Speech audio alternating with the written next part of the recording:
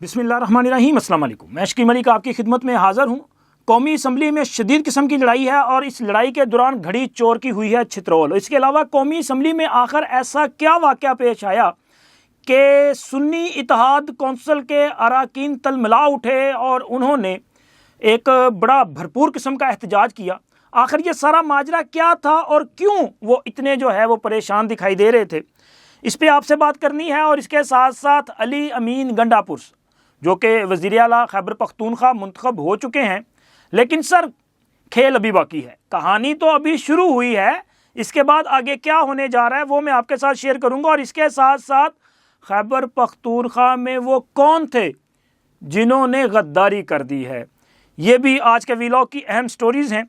लेकिन सबसे पहले हम जिक्र करेंगे सरफराज भुगटी साहब का, चूँकि ये बड़ा फ़ैसला है कि साबिक वफाकी वज़ीर दाखिला जो निगरान वज़ीर दाखिला थे सरफराज भुगटी साहब, उन्हें पीपल्स पार्टी की तरफ से वज़ीर आला बलोचिस्तान के उम्मीदवार के तौर पे नामज़द कर दिया गया है। क्योंकि मुस्लिम लीग नून और पीपल्स पार्टी के माबैन जो मुआहदा हुआ था, जो फार्मूला तय पाया था, जिसमें मरकज़ बलोचिस्तान खैबर पख्तूनख्वा वगैरह में हुकूमत साजी के हवाले से फ़ैसले हुए थे, उसमें यह फ़ैसला था कि बलोचिस्तान से वज़ीर आला जो है वो पीपल्स पार्टी से होगा। तो लिहाजा पीपल्स पार्टी ने सरफराज भुगटी साहब को अपना उम्मीदवार नामज़द कर दिया है और होपफुली कि चूँकि इस इत्तेहाद के पास मेजॉरिटी है तो सरफराज भुगटी साहब जो हैं वो बड़ी आसानी के साथ मुंतखब हो जाएंगे। और इसके साथ साथ कौमी असम्बली में जो वोटिंग हुई स्पीकर के इलेक्शन में, उसमें आपको पता है ना कि पहले एमकेएम ने कहा था कि जी हम इस मामले पे जो है वोटिंग नहीं करेंगे, इसका हिस्सा नहीं बनेंगे। लेकिन बाद एमकेएम ने वोट कास्ट किया है, उन्होंने सरदार एयाज सादक को वोट दिया है। और इस वोटिंग के प्रोसेस के बाद सरदार एयाज सादक साहब जो हैं वो कौमी असम्बली के तीसरी मरतबा स्पीकर मुंतखब हुए हैं और इन्होंने मजमूई तौर पे 199 वोट हासिल किए हैं। और इनके मद्दे मुकाबिल सुन्नी इत्तेहाद कौंसिल के आमिर डोगर साहब जो हैं वो 91 वोट हासिल कर सके हैं। लेकिन मज़े की बात यह है कि एमकेएम ने वोट इनको जो दिया है वो एक मुआहदे के तहत हुआ है, यानी कि मुस्लिम लीग नून और एमकेएम के माबैन एक तहरीरी मुआहदा हुआ है जिसके तहत आइन के आर्टिकल 140 में तरमीम की जाएगी। अच्छा, ये आर्टिकल 140 क्या है, ये ज़ाहिर है आम जो लोग हैं उनको इल्म में नहीं है। तो ये आर्टिकल 140 जो है ये जो मरकज़ से सूबों को रेवेन्यू भेज जाता है, जो फंड्स उनको ट्रांसफ़र किए जाते हैं उनसे मुतल्लिक है। और इसमें तरमीम करके ये कहा गया है कि ये जो फ़ंड्स हैं आर्टिकल 140 के तहत जो सूबों को दिए जाने वाले फ़ंड्स हैं ये वो ज़िलाई हुकूमतों को बराह रास्त दिए जाएंगे। अब ज़िलाई हुकूमतों का मामला ये है कि ज़ाहिर है कि एमकेएम जो है वो सिंध के जो शहरी इलाके हैं वहाँ पे उनकी पोजीशन ज़्यादा स्ट्रॉन्ग है। जैसे कि वो इससे पहले कराची में मेयर उनका था, इसी तरह हैदराबाद में मेयर उनका था। तो उनकी ये ख्वाहिश है कि ये जो बल्दियाती फ़ंड्स हैं ना जो कि लोकल गवर्नमेंट्स को दिए जाने होते हैं वो बराह रास्त इन लोकल गवर्नमेंट्स को जाएं ताकि वो खुद मुख्तार हों, वो सूबाई हुकूमतों की तरफ ना देखें। उनकी वजह से जो उनके फ़ंड्स हैं वो डिले होते हैं। तो इस वजह से उन्होंने ये तरमीम जो है ये मशरूत की है इस वोट के साथ।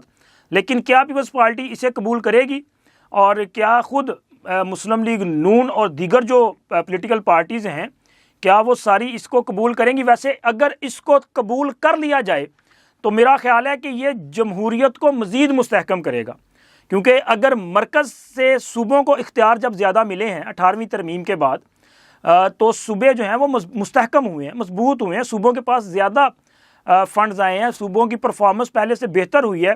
तो इसी तरह से अगर लोकल गवर्नमेंट्स जो हैं वो मजबूत होंगी, उनके पास फंड्स भी होंगे, तो वो ज़्यादा बेहतर अंदाज में लोगों को जो है वो डिलीवर कर सकते हैं। और लोगों के ज़्यादातर जो इश्यूज़ होते हैं वो ये जो लोकल बॉडीज़ हैं इनसे रिलेटेड होते हैं। तो लिहाजा मेरा ख्याल है कि अगर हमारी लोकल गवर्नमेंट्स जो हैं वो ज़्यादा मुस्तहकम हों, मजबूत हों, तो इससे जो अवाम है उन पर बराह रास्त इसका असर भी पड़ेगा और उनको रिलीफ मिलेगा। ये एक अच्छी बात है। लेकिन आने वाले दिनों में इस पर इम्प्लीमेंटेशन होती है या नहीं होती, ये सबसे अहम नुक्ता होगा जो कि आने वाले दिनों में जिस पर पता चलेगा। और इसी तरह इस्लामाबाद हाई कोर्ट की तरफ से ڈپٹی کمشنر اسلام آباد کا یہ جو توہین عدالت کا کیس تھا اس میں فیصلہ جاری کر دیا گیا ہے۔ اسلام آباد ہائی کورٹ کے جسٹس بابر ستار صاحب نے جو ڈپٹی کمشنر صاحب ہیں ان کو 6 ماہ کی قید سنائی ہے۔ اسی طرح اس میں جو ایس ایس پی آپریشنز تھے ان کو 4 ماہ کی قید جو ہے وہ سنائی ہے۔ اسی طرح جو تھانہ ایس ایچ او تھانہ کوسار تھے ان کو 2 ماہ کی قید سنائی ہے، اور ان کو جرمانے بھی کیے ہیں 1-1 لاکھ روپے کے۔ لیکن اس کے ساتھ ہی عدالت نے اپنے حکم میں یہ کہا ہے کہ یہ جو سزا ہے 1 ماہ کے لیے اس کو معطل کر دیا ہے، یعنی کہ 1 ماہ کے دوران وہ انٹرا کورٹ اپیل اگر دائر کرتے ہیں اور عدالت اس پہ فیصلہ کرتی ہے تو پھر ریلیف رہے گا، ادروائز 1 ماہ کے بعد ان کو جیل شفٹ کر دیا جائے گا۔ لیکن انہوں نے انٹرا کورٹ اپیل، تمام جو ملزمان ہیں جن کے خلاف یہ فیصلہ آیا ہے انہوں نے انٹرا کورٹ اپیل دائر کر دی ہے۔ یہ بنیادی طور پہ کیس تھا جو انہوں نے اپنا 16 ایم پی او کے جو ڈیٹینشن آرڈر جاری کیے تھے نا اس پہ، شاندانہ گلزار اور شہریار افریدی کے، تو اس پہ یہ کیس تھا۔ تو خیر اس پہ آج عدالت کا فیصلہ آ گیا۔ پہلے یہ سوچا جا رہا تھا کہ شاید غیر مشروط معافی جو مانگی گئی ہے اس کو ایکسیپٹ کر لیا جائے گا، تو خیر عدالت نے فیصلہ دے دیا ہے۔ اب ہم آتے ہیں اپنے ویلاگ کی جو مین سٹوریز ہے۔ سب سے پہلے ذکر کریں گے علی امین گنڈا پور صاحب۔ علی امین گنڈا پور صاحب جو ہیں وہ وزیر اعلیٰ خیبر پختونخوا منتخب ہوئے ہیں اور انہوں نے 90 ووٹ حاصل کیے ہیں، 90 ووٹ انہوں نے حاصل کیے ہیں، اور ان کے مد مقابل جو مسلم لیگ نون کے امیدوار تھے عباد اللہ انہوں نے محض 16 ووٹ حاصل کیے ہیں۔ اچھا خبر یہ نہیں ہے، خبر یہ ہے کہ سنی اتحاد کونسل کے 2 ممبران جو ہیں انہوں نے اپنی پارٹی پالیسی سے انحراف کیا ہے۔ کل سپیکر اور ڈپٹی سپیکر کا الیکشن ہوا تھا۔ سپیکر بابر سلیم سواتی صاحب نے 89 ووٹ لیے تھے، 89 ووٹ لیے تھے، یعنی کہ ان سے علی امین گنڈا پور سے 1 کم۔ ان کے مد مقابل جو اپوزیشن کے امیدوار تھے احسان اللہ میاں خیل، انہوں نے 17 ووٹ حاصل کیے تھے۔ اسی طرح ڈپٹی سپیکر کے الیکشن میں سنی اتحاد کونسل کی جو امیدوار تھیں سریا بی بی، انہوں نے 87 ووٹ حاصل کیے تھے، یعنی کہ سپیکر سے 2 ووٹ کم حاصل کیے تھے، اور علی امین گنڈا پور سے 3 ووٹ کم حاصل کیے۔ اور ان کے مد مقابل جو اپوزیشن کے امیدوار تھے ارباب وسیم صاحب، انہوں نے 19 ووٹ حاصل کیے تھے۔ تو یہ جو 2 ووٹ کم ہوئے اور مجموعی طور پہ 3 ووٹ، یہ کیسے کم ہو گئے؟ کیا سنی اتحاد کونسل، یا کہ آپ کہہ لیں کہ وہ جو تحریک انصاف کی حمایت سے کامیاب ہوئے تھے، انہوں نے اپنا رنگ دکھانا شروع کر دیا ہے؟ انہوں نے اپنی پارٹی پالیسی سے خلاف ورزی کرنا، ان کو وائلیٹ کرنا جو ہے وہ پہلے دن سے سٹارٹ کر دیا ہے۔ اور یہ عمران خان جو کہ ظاہر وہ کلیم کرتے ہیں نا کہ یہ ان کے سارے ووٹرز ہیں، ان کا سارا یہ مینڈیٹ ہے، تو کیا یہ عمران خان پر عدم اعتماد 3 لوگوں نے کیا ہے، علی امین گنڈا پور پر عدم اعتماد کیا ہے، یا کہ سنی اتحاد کونسل میں شمولیت کے فیصلے کے خلاف احتجاج کیا ہے؟ لیکن جو بھی ہوا ہے اس کا مطلب یہ ہے کہ تحریک انصاف کے یہ جو لوگ ہیں نا جو سنی اتحاد کونسل میں شامل ہوئے ہیں، یہ آنے والے دنوں میں مزید اس طرح کی بغاوت کا اظہار کر سکتے ہیں، کیونکہ پہلے دن ہی بغاوت ہوگی نا۔ اور دوسرا علی امین گنڈا پور صاحب جو کہ 9 مئی کے ملزمان میں شامل ہے، ایک شخص جو 9 مئی کے ملزمان میں شامل ہے اسے بھی وزیر اعلیٰ کے امیدوار کے لیے نامزد کیا گیا، لیکن وہ خیبر پختونخوا سے اس کو ریلیف ملا، عدالت نے اس کی عبوری ضمانت منظور کی، میاں اسلم اقبال صاحب، لیکن وہ آج کے دن تک لاہور میں پنجاب اسمبلی نہیں آئے۔ بھی اگر آپ کی ضمانت منظور ہے آپ کو آنا چاہیے، آپ آئیں، آپ اپنا حلف اٹھائیں، آپ اپنا جو کردار ہے وہ ادا کریں۔ لیکن مسئلہ یہ ہے کہ ان کو پتہ ہے کہ انہوں نے 9 مئی کی سازش میں بنیادی کردار ادا کیا ہے، اور پنجاب میں وہ سہولت کاری میسر نہیں جو دوسرے صوبے میں ہے۔ وہ ہو سکتا ہے میری اس بات پہ کچھ لوگوں کو اعتراض ہو، لیکن سر اگر آپ کو اعتراض ہے تو مجھے بتلائیے گا ضرور کہ آخر یہ جو ریاست کے باغی ہیں، یہ جنہوں نے ریاست کے خلاف بغاوت کی سازش کی، جو 9 مئی کے ملزمان ہیں، جو 9 مئی کے اشتہاری ہیں، مفرور ہیں، آخر یہ سارے کے سارے خیبر پختونخوا سے کیوں برآمد ہو رہے ہیں؟ یہ وہاں سے ہی کیوں نکلتے ہیں؟ اور وہاں کی ہی عدالت ان کو اتنا بڑا عبوری ریلیف ہوتا ہے کہ ایک بندے نے اگر اس نے لاہور کی کسی عدالت میں آ کے پیش ہونا ہے نا تو دوسرے صوبے کی یا دوسرے شہر کی عدالت ان کو زیادہ سے زیادہ 24 گھنٹے یا 48 گھنٹے یا 72 گھنٹے اتنا ریلیف دیتے ہیں کہ ٹھیک ہے آپ 1-2 دن میں جائیں، جا کے پیش ہو جائیں. یہ 15-15 20-20 دن کا عبوری ریلیف نہیں ہوتا سر، یہ سہولت کاری ہوتی ہے. تو یہ جو ریلیف مل رہا ہے نا، یہ وہاں پہ کیوں ہے؟ کیا یہ تاثر دیا جا رہا ہے کہ خیبر پختونخوا میں وفاق کی رٹ نہیں ہے، یا جو ملک میں نظام رائج ہے وہ خیبر پختونخوا میں رائج نہیں ہو سکتا؟ آخر اس سے کیا تاثر دیا جا رہا ہے؟ علی امین گنڈا پور صاحب نے ایوان سے منتخب ہونے کے بعد انہوں نے بھی تو چیلنج کیا ہے نا. وہ کہتے ہیں کہ جی عمران خان ہمارے لیڈر ہیں اور ہم عمران خان کو جو ہے وہ واپس بھی لائیں گے اور برسر اقتدار بھی کریں گے. یار لے آئے واپس، کسی نے منع کیا ہے؟ آپ نے عدالتوں کو فیس کرنا ہے، آپ واپس لے آئیں، لیکن پہلے آپ خود تو عدالتوں کو فیس کریں. علی امین گنڈا پور کہتے ہیں کہ چیف جسٹس جناب قاضی فائز عیسیٰ صاحب، آپ 9 مئی کے واقعات کی جوڈیشل کمیشن سے تحقیقات کروائیں. سر ہونی چاہیے، کروا لیں، لیکن اس کا سب سے پہلا تقاضا یہ ہے کہ علی امین گنڈا پور صاحب، آپ نے جو وزارت اعلیٰ کے ووٹ حاصل کیے ہیں، یہ جو آپ حلف اٹھانے جا رہے ہیں، سب سے پہلے آپ یہ عہدہ چھوڑیں، آپ ریزائن کریں، آپ کرسی سے نیچے اتریں، آپ جا کے قانون کے سامنے سرنڈر کریں اور آپ اپنی گرفتاری دیں. پھر اس کے بعد اس معاملے پہ جو ہے وہ انویسٹیگیشن آگے بڑھائی جا سکتی ہے. آپ کرسی پہ بیٹھے ہوں اور آپ کی محبت میں مبتلا لوگ جو ہیں وہ وہاں پہ اہم عہدوں پہ موجود بھی ہوں، کیسی انکوائری؟ آپ لوگوں کو کس طرح سے بیوقوف بنانے کی کوشش کر رہے ہیں؟ کیا لوگوں کو نظر نہیں آ رہا کہ پورے ملک میں صرف خیبر پختونخوا ہی کیوں کہ جہاں پہ آپ کے پورے ملک کے مفرور جو ہیں وہاں سے برآمد ہو رہے ہیں؟ اس کا مطلب یہ ہے کہ شاید تھوڑی سی سخت بات ہو جائے، لیکن سچ یہی ہے کہ خیبر پختونخوا پورے ملک کے اشتہاریوں کی پناہ گاہ بن چکا ہے. پورے ملک کے جو ریاست کے باغی ہیں، جو پورے ملک سے مفرور ہیں، ان کو پناہ خیبر پختونخوا میں مل رہی ہے، اور نہ صرف پناہ مل رہی ہے بلکہ ان کو قانونی تحفظ بھی دیا جا رہا ہے. یہ صورتحال یہ باقی صوبوں کے لیے جو ہے وہ ایک اشارہ ہے کہ پھر اگر ایسے ہوگا تو پھر ہر بندہ جو ہے وہ اپنے صوبے میں جو ہے وہ اپنی پوزیشن کو سٹرینتھن کرے گا، کنسولیڈیٹ کرے گا، اور یہاں پہ اپنی مرضی کی جو ہے وہ تقرریاں کرے گا اہم عہدوں میں، اور پھر وہ لوگ مشکل وقت میں ان کے لیے سارا کچھ کریں گے جو ہو رہا ہے. لہٰذا ضرورت یہ ہے ایک تو وفاق کو اس معاملے پہ، اور بالخصوص ہماری وہ طاقت جو کہتے تھے کہ 9 مئی سازش ہے، 9 مئی بغاوت ہے، ان کو اپنا کردار ادا کرنا چاہیے. آپ اس قوم کو بتائیں نا کہ 9 مئی کیا تھا، کیونکہ 8 فروری کے بعد آپ کا 9 مئی کا بیانیہ کہیں رجسٹ نہیں کر رہا. وہ اس لیے نہیں کر رہا کہ آپ لوگوں نے 9 مئی والوں کو کھلی چھٹی دی. 9 مئی والوں کے خلاف کوئی کسی قسم کا وہ جو ہوتا ہے نا اپنا طاقت کا اقدام وہ نہیں کیا گیا. آپ نے ان کے خلاف کوئی فیصلہ نہیں دیا، کسی عدالت میں کوئی ثبوت پیش نہیں کیے، کوئی چلان پیش نہیں کیا. اتنا ڈیلے کرتے جائیں گے تو پھر لوگ تو کہیں گے کہ نہیں جی یہ تو صرف انتقامی کارروائیاں ہیں. تو سر یہ ساری چیزیں جو ہیں نا، یہ ان کو دیکھ کے ہی آگے بڑھا جا سکتا ہے. تو میں تو علی امین گنڈا پور صاحب کی، چونکہ انہوں نے کہا ہے تو میں نے اس لیے کہا جی پہلے آپ ریزائن کر دیں، ذرا ادھر آ جائیں، پھر آگے بڑھتے ہیں.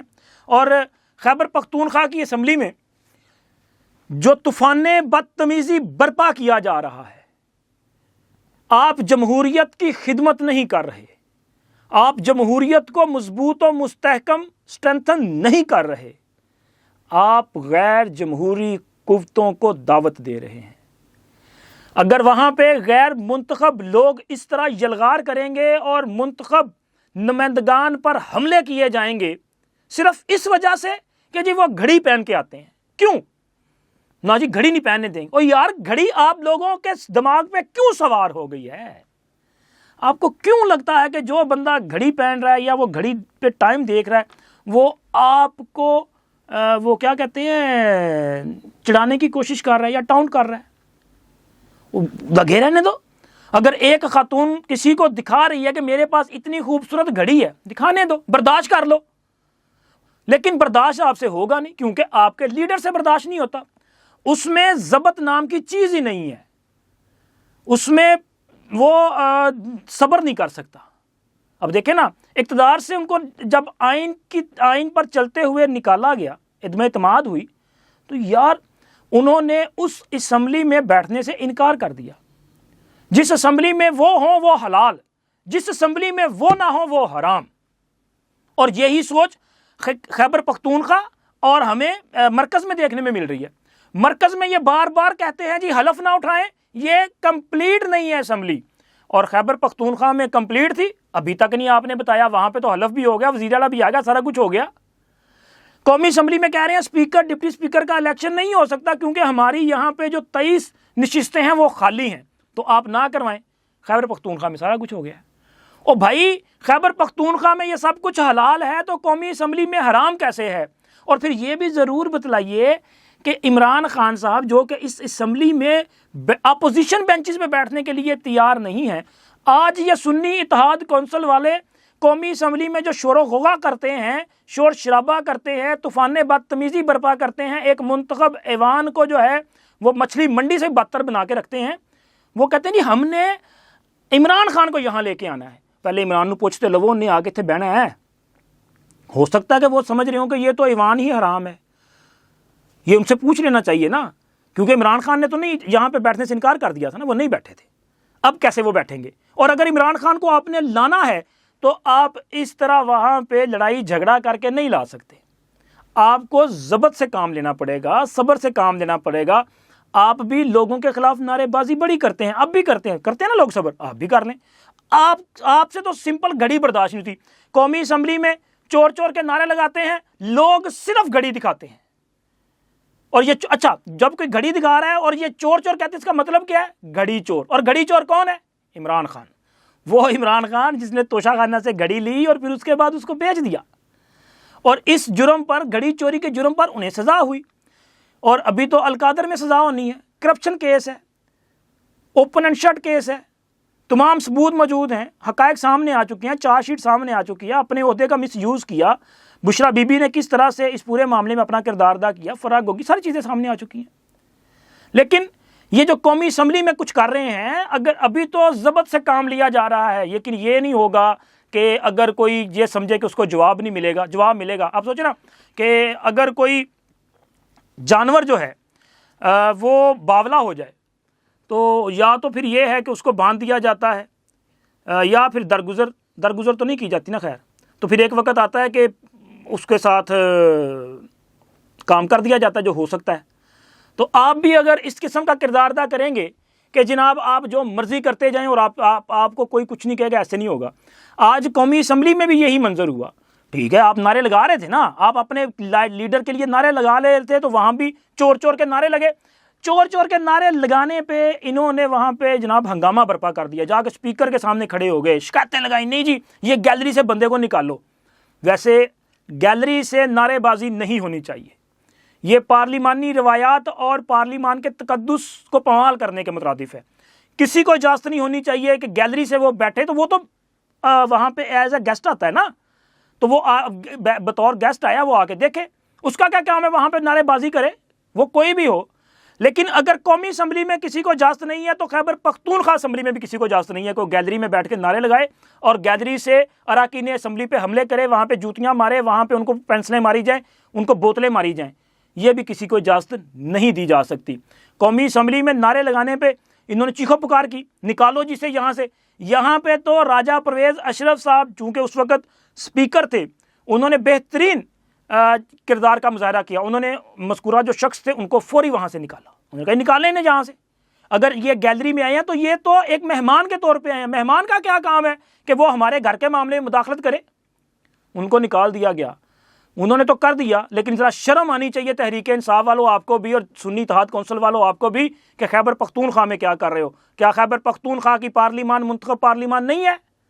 کیا خیبر پختونخوا اسمبلی کا کوئی تقدس نہیں ہے؟ اگر ہے تو وہاں پر بھی یہ جو اس کا کنڈکٹ ہے اس کو ذرا دیکھیں نا کیا ہے, اور وہاں پر بھی یہ جو رولز اور ضوابط ہیں اس کو لاگو کریں اور ضبط سے کام لیں. عمران خان کو لے کے آنا چاہتے ہیں لے کے آؤ, کسی نے منع نہیں کیا یار, آئیں اپنا کردار ادا کرے عمران خان پارلیمان میں. لیکن آنا ہے تو پھر ذرا پہلے آپ عدالتوں سے میں جائیں، ان کے کیسز کو جو ہے وہ کلیئر کریں، ان کی نااہلی ختم کروائیں، پھر اس کے بعد آئیں، شوق سے آئیں، عمران خان آ کے پارلیمان میں وزیر اعظم منتخب ہو سکتے ہیں تو آئیں، وزیر اعظم کی سیٹ پہ بیٹھ جائیں، لیکن نہیں منتخب ہو سکتے تو پھر اپوزیشن بینچوں پہ بیٹھ جائیں۔ لیکن سب سے پہلے ضروری ہے کہ ذرا آپ ان کے وہ جو کیسز ہیں نا وہ ختم کروائیں، پھر اس کے بعد دیکھیں گے کہ معاملات کس طرف جاتے ہیں۔ اب تک اتنا ہی، انشاءاللہ ملتے ہیں اگلی ویڈیو میں۔ اللہ حافظ۔